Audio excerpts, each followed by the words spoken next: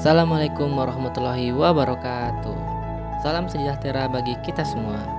Saya M. Zaini Z. Pada kesempatan kali ini saya akan membagikan kesimpulan materi serta refleksi mengenai topik perjalanan pendidikan nasional Indonesia. Semoga bermanfaat. Siapa Bapak Pendidikan di Indonesia? Ya, benar. Bapak Ki Hajar Dewantara. Raden Maswardi Suryaningrat atau dikenal dengan Ki Hajar Dewantara lahir di Yogyakarta pada tanggal 2 Mei 1889. Diperingati juga sebagai Hari Pendidikan Nasional. Pada tahun 1959, atas jasa-jasanya dalam mengembangkan pendidikan di Indonesia, Ki Hajar Dewantara dianugerahi gelar sebagai Bapak Pendidikan Nasional oleh Presiden Soekarno. Menurut Ki Hajar Dewantara, mendidik dan mengajar adalah proses memanusiakan manusia, sehingga harus memerdekakan manusia dari segala aspek kehidupan, baik secara fisik, mental, jasmani, dan rohani. Seorang guru merupakan teladan, model, sekaligus mentor dari anak di dalam mewujudkan perilaku yang berkarakter, meliputi olah pikir, olah hati, dan olah rasa. Konsep pendidikan menurut Ki Hajar Dewantara dengan menerapkan sistem Among, Tuturi Handayani, dan Tringa. Selanjutnya, mari kita lihat bagaimana perjalanan pendidikan nasional di Indonesia. Pendidikan di Indonesia telah ada sejak tahun 1901, pada saat zaman Belanda masih menduduki Indonesia. Saat itu, Belanda mendirikan sekolah-sekolah di Indonesia untuk kalangan pribumi. Tujuannya adalah sebagai bentuk upaya dari kebijakan politik etis yang mereka terapkan. Namun, seiring berjalannya waktu, sistem pendidikan di Indonesia sudah mulai berkembang, terlepas dari campur tangan Belanda. Selanjutnya, sejarah mulainya pendidikan formal di Indonesia. Pada tahun 1901, Belanda mulai memperkenalkan sistem pendidikan formal bagi penduduk Hindia Belanda. Namun, pendidikan formal dibagi berdasarkan kelas sosial dan keturunan. Baru anak pejabat dan bangsawan pribumi yang bisa mengenyam pendidikan formal. Sistem yang mereka perkenalkan yaitu dengan tingkatan sebagai berikut. Yang pertama, sekolah dasar bagi orang Eropa. Yang kedua, sekolah dasar bagi pribumi. Yang ketiga, sekolah menengah pertama. Dan yang terakhir, sekolah menengah atas. Lalu sejak tahun 1930-an, pendidikan formal ini mulai dikenal hampir di semua provinsi Indonesia. Namun, kondisi ini berubah ketika Jepang datang.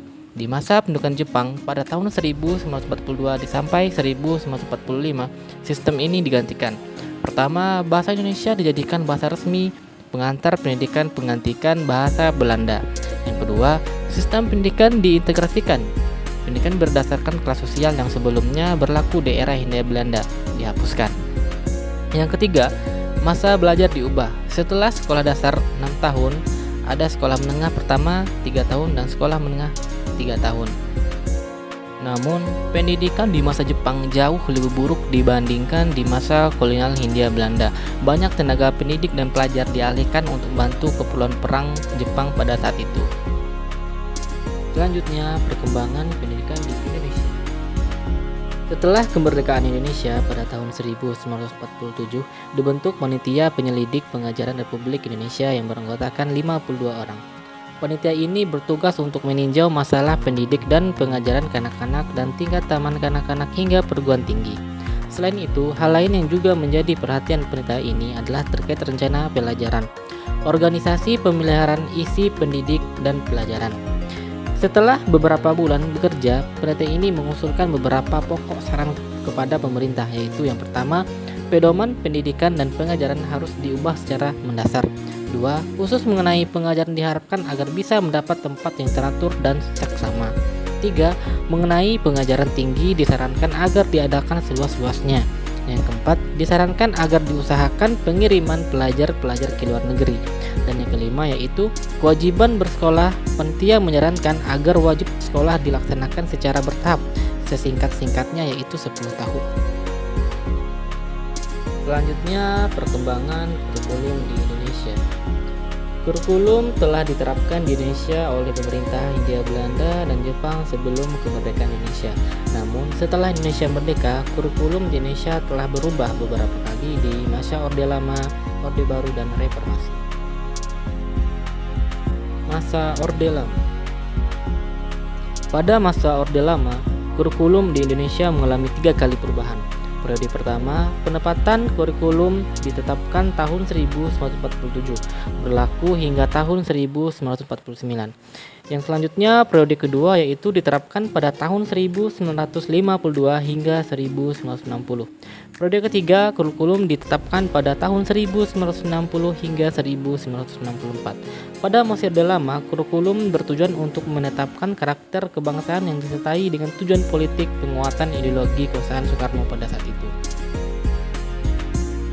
Pada Orde Baru, tujuan kurikulum adalah memperkuat ideologi Pancasila dan pembangunan negara. Pada masa ini telah terjadi 4 kali penggantian kebijakan kurikulum secara berurutan. Nama kurikulumnya adalah kurikulum 1968, kurikulum 1975, kurikulum 1984, dan kurikulum 1994. Masa Reformasi. Setelah kurikulum masa Orde Baru berakhir, di masa Reformasi telah terjadi penggantian kurikulum sebanyak 3 kali. Kurikulum tahun 2004, kurikulum tahun 2006, dan kurikulum 2013.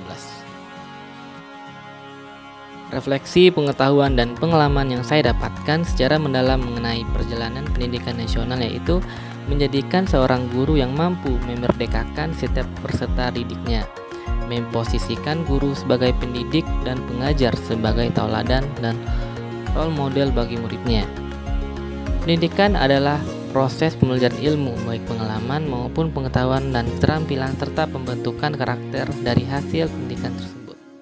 Perubahan yang saya alami setelah mempelajari materi ini yaitu merubah pola pikir saya dalam menjadi seorang calon guru yang lebih bertauladan yang baik untuk peserta didik. Merubah cara pengajaran yang berpihak kepada peserta didik dan secara kontekstual serta membangun diri.